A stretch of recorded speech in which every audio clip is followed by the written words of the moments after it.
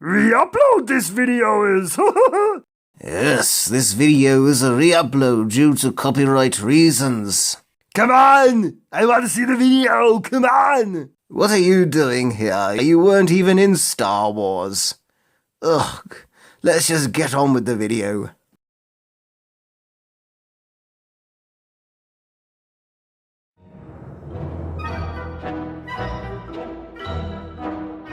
I can remember when I was 5 years old and it was Christmas Day, and in the morning I was unwrapping my presents, one of which was a Darth Vader action figure. Now, I had never heard of Star Wars before. I didn't know what it was or who Darth Vader was, but I was drawn to this strange mechanical looking man with a sinister robotic looking helmet. But something, just something was drawing me to this mechanical beast.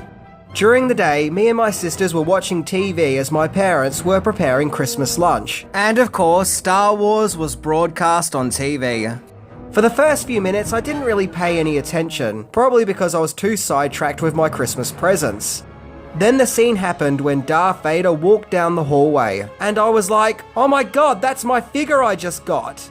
I often hear people say that they were terrified of Darth Vader when they were kids. It wasn't like that for me. I found there to be something captivating and fascinating with him, from his iconic look to his powerful voice and even his strange breathing sound effect. And just like that, at that moment, I was now hooked on Star Wars.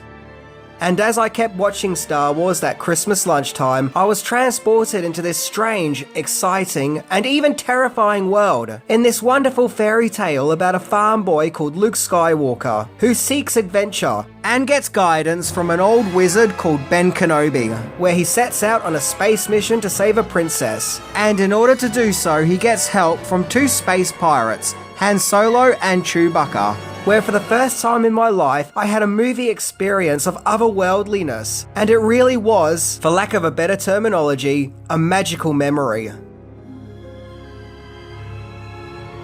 So today we're going back to the movie that started the Star Wars mythology, by looking into 10 things that you didn't know about Star Wars. And yes, I'm referring to it as Star Wars and not A New Hope. As to me, A New Hope is something you write in one of those well wishes card when someone you know is going through a divorce. Nope.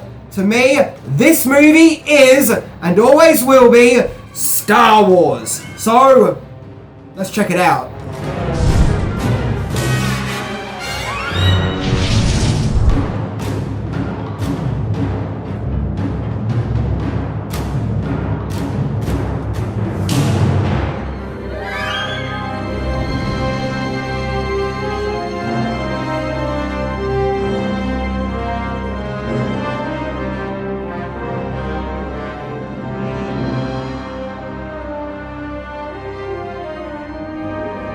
Number 10. Star Wars came to be because of Flash Gordon. It was in 1971, with the release of his dark, futuristic, dystopian movie, THX 1138, that young, upcoming director George Lucas decided that he wanted to make a space opera.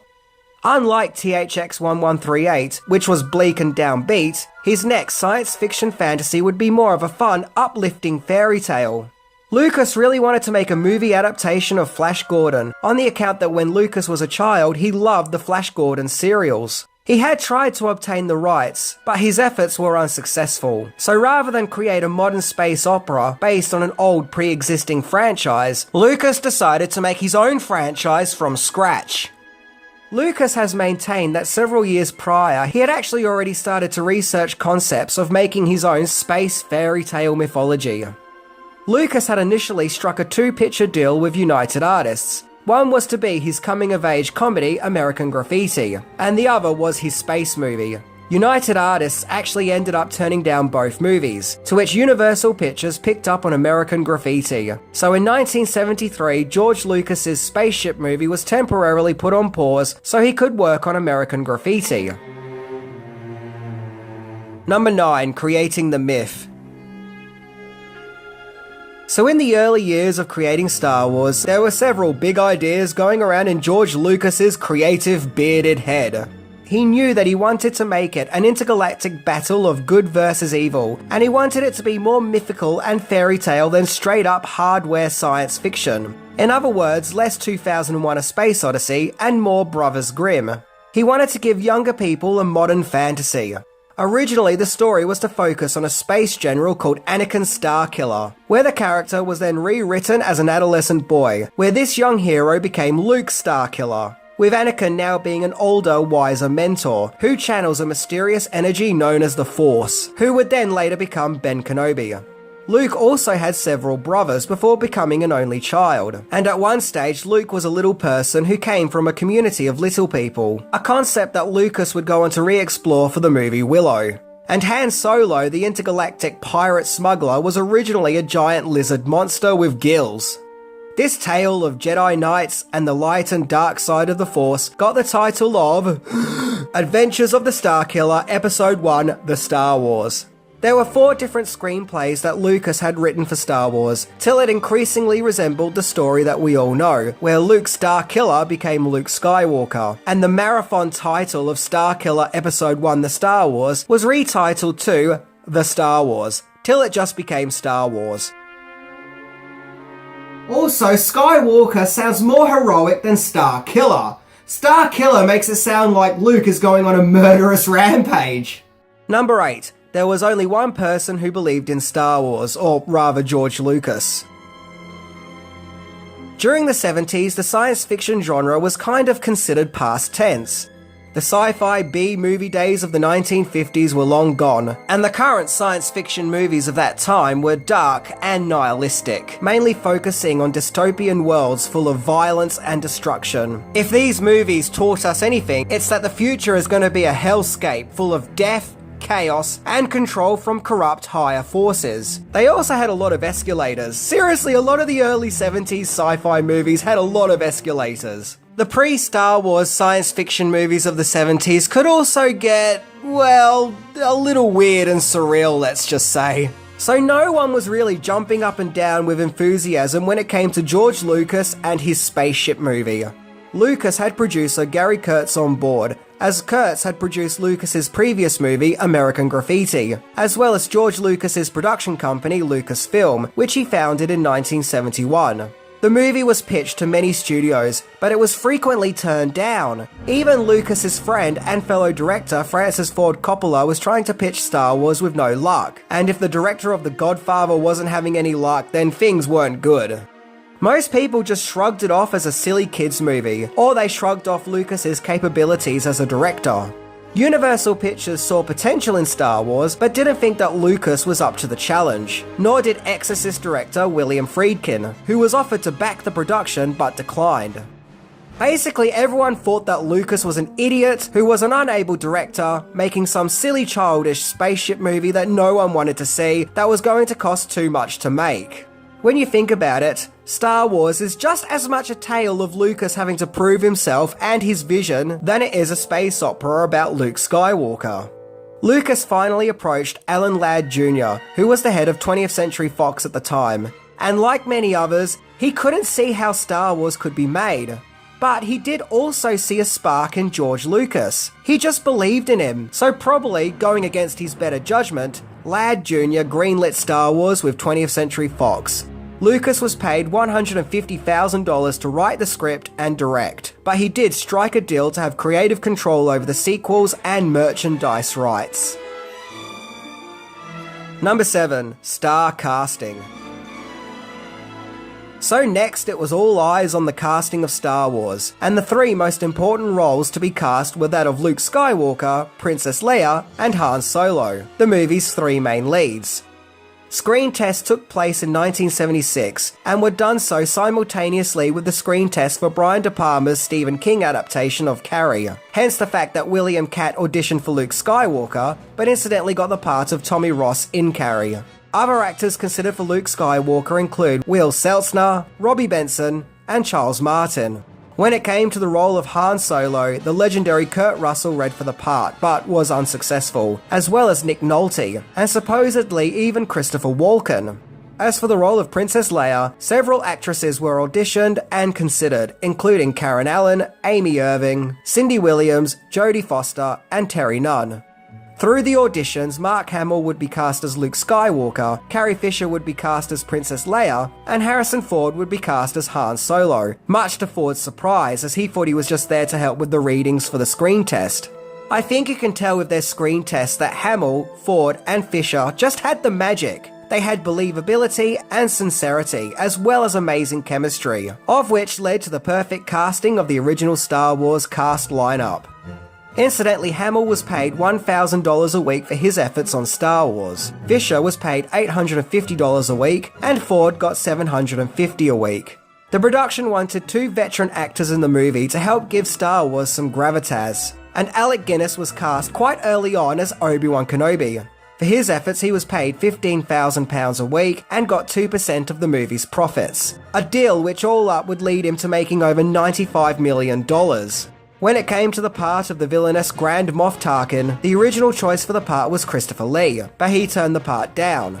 So Hammer horror actor Peter Cushing was cast instead. Cushing was actually considered for Obi-Wan before Guinness got the part. Then there's the character Chewbacca, also known as Chewie, who was modelled after George Lucas's dog Indiana, who, yes, was also where the name Indiana Jones came from. British actor Peter Mayhew got the part due to his 7-foot stature. British actor, musician and comedian Kenny Baker got the part of the droid R2-D2, a part he would continue to play all the way up to The Force Awakens. English actor and mime artist Anthony Daniels got the part of C-3PO. Daniels wanted to play the part after seeing a concept drawing of C-3PO, of which the look of vulnerability on the droid's face drew him in. Daniels wasn't originally meant to voice the character, with several voice actors reading for the part, where it was then decided that Daniels' voice would be perfect for the character. Then there's the movie's big bad, the evil and imposing Darth Vader, the beastly-looking high-tech Sith Lord. English bodybuilder and sometimes actor David Prowse got the part, whose large muscular stature also gave the character a physical threat. Due to his southwest English accent, while filming Star Wars, the Darth Vader character often got the nickname Darth Farmer, so Lucas knew that a more threatening voice would have to be dubbed over, and his original choice was Orson Welles, but he then decided that Welles' voice was too well known, where legendary actor James Earl Jones voiced the character instead. And just like that, the Star Wars dream team of a cast was put together. Number 6. Filming location. A great chunk of the movie takes place on the fictional planet of Tatooine, and Lucas originally envisioned the planet to be like a jungle, and locations were being scouted in the Philippines, till it was then decided to make the planet a desert planet, a dry outer space location. And Tunisia, located in North Africa, was chosen, and filming at the location began in March 1976, and things were not off to a good start. In the first week alone, not much was filmed, due to the droid props constantly malfunctioning thanks to radio signal interferences, as well as the cast and crew having to endure really hot temperatures. And to make matters worse, the location was struck by a massive rainstorm. All of these issues were drastically setting Star Wars' schedule further behind. R2-D2 actor Kenny Baker said that he was really grateful on those rare occasions that the R2-D2 remote control prop actually did work correctly. And Anthony Daniels had his own issues, as part of his android costume had slid down his foot and was stabbing him. Ouch. Interestingly, the interior of Luke's farm home was filmed at a hotel in Matamata. All of the filming in Tunisia took 2.5 weeks, where the crew then shifted to the UK to do studio filming. But from here, the problems facing the production continued. Number 5. The filming took its toll on George Lucas's health. So filming Star Wars recommenced at Elstree Studios near London, on the account that Star Wars needed 9 simultaneous different sound stages which most Hollywood studios couldn't accommodate. Now, not everyone involved had much faith in the movie that they were working on. Some of the crew supposedly found the movie to be childish and unintentionally funny, and thus didn't have much interest in it. So it seems that Lucas was up against it with his co-filmmakers from across the pond, who didn't seem to share or understand his vision. And to add to the stress even more, the production had to work with Britain's studio guidelines of finishing filming at 10 PM, which only added even more setbacks. Many of the actors also had issues with Lucas's direction, as they felt that he didn't really give them enough direction, often just saying faster and more intense, which they didn't find helpful.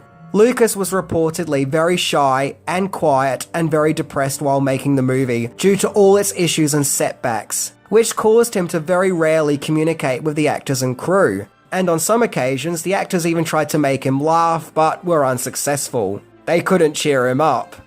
Then there were issues with the budget, as it became clear that the movie's intended $8 million budget would not be enough to complete the movie, which caused even more delays.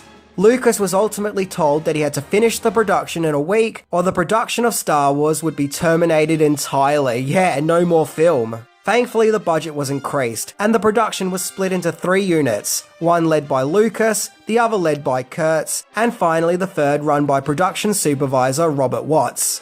But all the stress and hectic demands took its toll on Lucas, to the point where after suffering worrisome chest pains, he was diagnosed with hypertension, and was instructed to lower his stress levels. And trust me, hypertension is something I can relate to, it's not nice. But despite all the setbacks and impossible tasks, Lucas and the crew did manage to soldier on and complete Star Wars. That itself is an amazing achievement. Number 4, the lost version. Despite the production of Star Wars being a troubled one, a lot of really good work came out of it, such as Lucas creating his special effects company, Industrial Light and Magic, on the account that at the time, 20th Century Fox didn't have a special effects department, with Industrial Light and Magic going on to be a leading special effects company, which is still going strong even today. And then of course there is the amazing score by John Williams, who was recommended to Lucas by Steven Spielberg, as Williams had previously scored Jaws, and he gives an amazing operatic score full of wonder and excitement and otherworldliness. However, Star Wars still could have been an absolute disaster, as an early cut of the movie was put together by editor John Jimson. Now apparently Jimson and Lucas weren't seeing eye to eye, and there was a clashing of ideas and styles, which particularly has been put down to Jimson not being informed of the material that he was editing together. It's said that this cut was just lifeless, had awkward cuts, and that it just didn't use the best takes that were filmed. That and Jimson had trouble doing matchups, creating a less energetic Star Wars and a more mundane, slow Star Wars. This version was abandoned, and is now known as the Lost Star Wars Cut, and features alternative takes and entire scenes that would not be featured in the final film. These include a scene at the start of the movie, where Luke is farming and sees lights in the sky, which is the space battle shown at the very start of the film, where he then goes to visit his friends, which looks like some kind of high-tech disco hangout, where they all then look up into the sky to investigate the activity that Luke was talking about. Then there's another scene where Luke says farewell to his friend Biggs, who is leaving Tatooine to join the Fleet Academy. There's also a scene at Mos Eisley where Han Solo seems to have a girlfriend. That's because Han is cool and gets all the space ladies. And an alternative cut where, unlike the final film, where Obi-Wan slices a local thug's arm off with a lightsaber, in this cut he straight up chops his head off. Ugh, making it much more gruesome. Yeah, it's not hard seeing why that cut about a cut was, cut. But look, in all seriousness, in general, this version of the film is very slow and drab. And so the movie had to be completely re-edited, this time with Lucas's own wife, Marcia Lucas, along with Richard Chew and Paul Hirsch, all editing a new print together. One that was more livelier and faster paced, and more interesting. Basically, the brilliant cut that we ended up with. So really, these 3 people saved Star Wars. Heck, they even won an Academy Award for their editing on Star Wars. An award well earned. Number 3, Toy Fiasco. So as if the development of the movie itself wasn't complicated enough, the sale of the highly anticipated toys was equally filled with issues. Basically, several toy companies were offered to make action figures and toys based off Star Wars, but none were interested. They didn't think that space toys would sell, as science fiction wasn't popular at the time.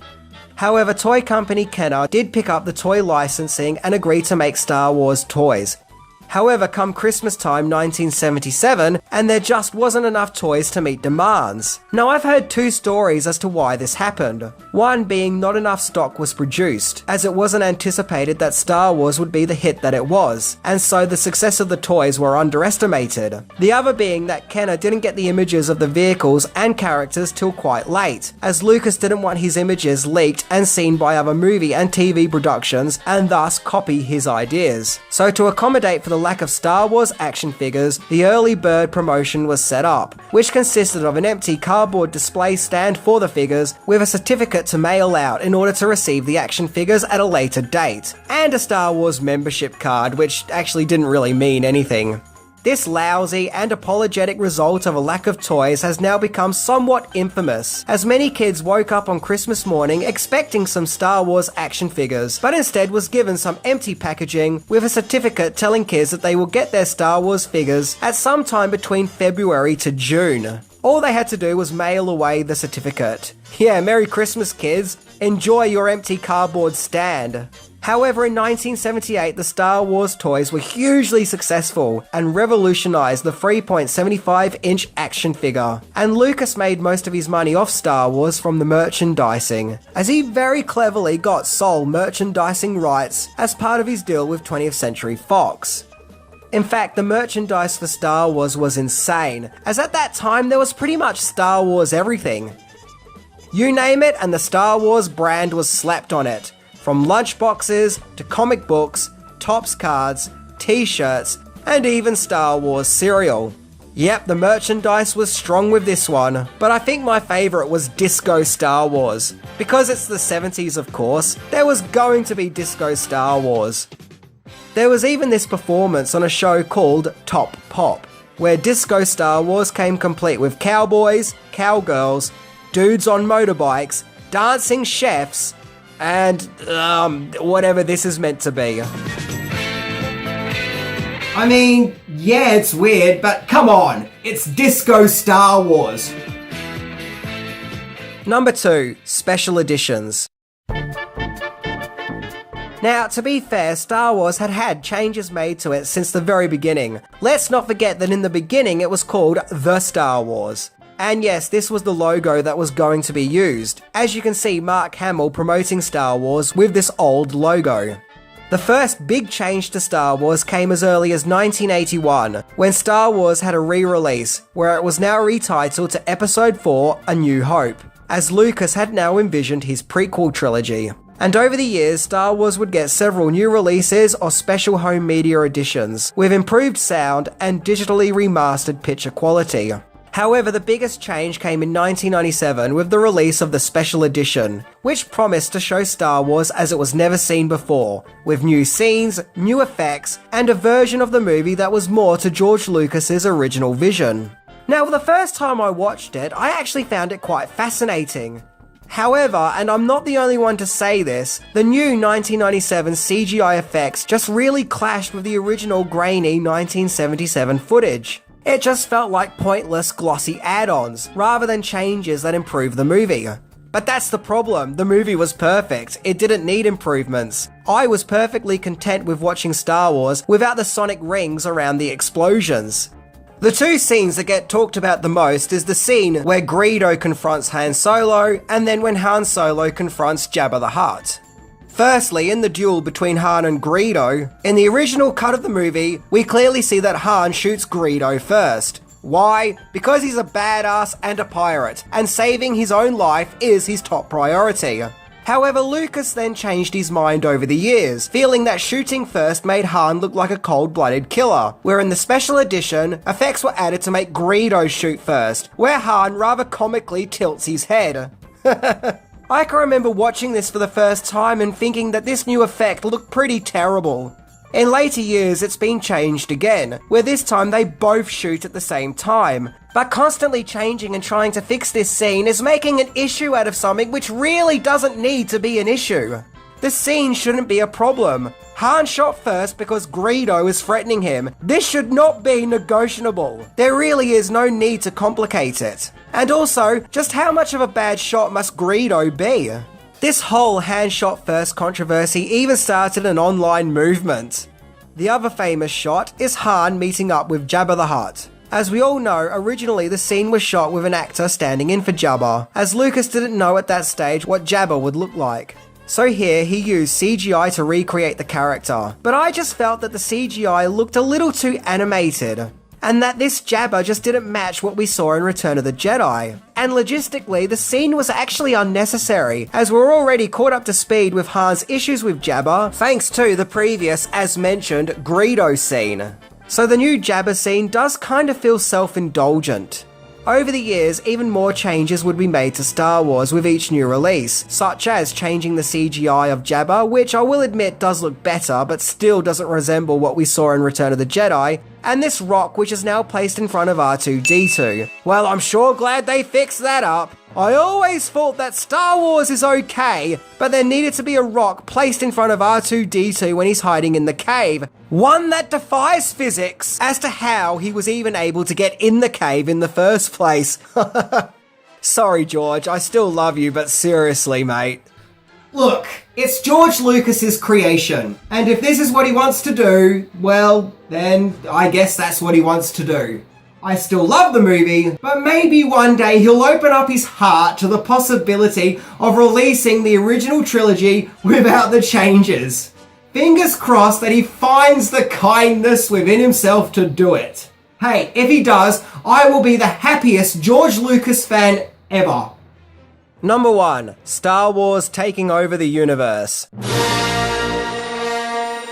Star Wars' intended release date had to be rescheduled, as it was felt that the movie just couldn't compete against Smokey and the Bandit. That's how much people didn't believe in Star Wars. So Star Wars was released in May 1977, and a whopping total of only 37 theatres agreed to show Star Wars, with many movie theatres no doubt also feeling that the movie would be a silly dud. So 20th Century Fox had to use drastic tactics, as the following month the company was distributing a movie called The Other Side of Midnight, which was a highly anticipated movie. And 20th Century Fox basically said, "Oi, if you movie theatres want Prince of the Other Side of Midnight to show at your movie theatres, then you all better start showing our Star Wars movie too. I mean, come on, George Lucas got hypertension for you guys." And so, just like that, the unimaginable happened. Star Wars became the biggest thing ever. Suddenly the world went Star Wars crazy, with it becoming the biggest movie of that year, with it earning over $775 million, with it also becoming the highest grossing movie of that time. It was probably the biggest pop cultural phenomenon since the Beatles, and fans and critics all over the world instantly loved it and embraced it. Yes, for that moment in 1977, the whole world was united with its love for Star Wars. Not to mention the fact that it would also win 6 Academy Awards. And it was a rejuvenation for not only 20th Century Fox, but the science fiction genre.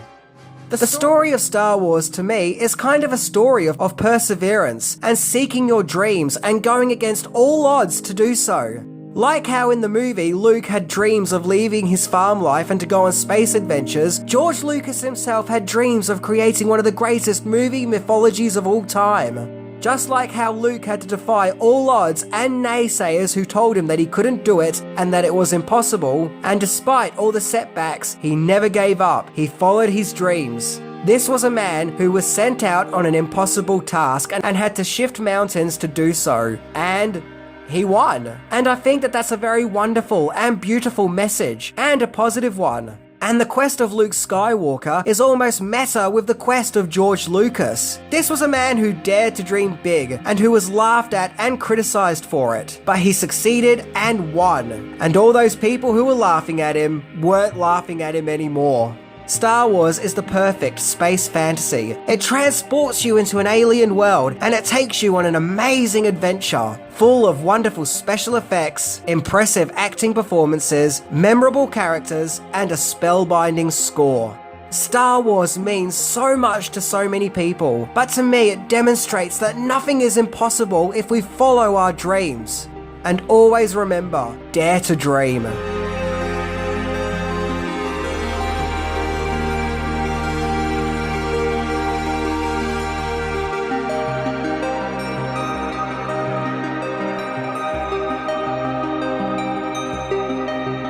Seriously, I want to say thank you to George Lucas. Thanks for giving us Star Wars, the start of an amazing and perfect trilogy. When you realise what he had to go through to make it, I think that you really can't help but appreciate his efforts. And so, just like that, a pop cultural legend was born.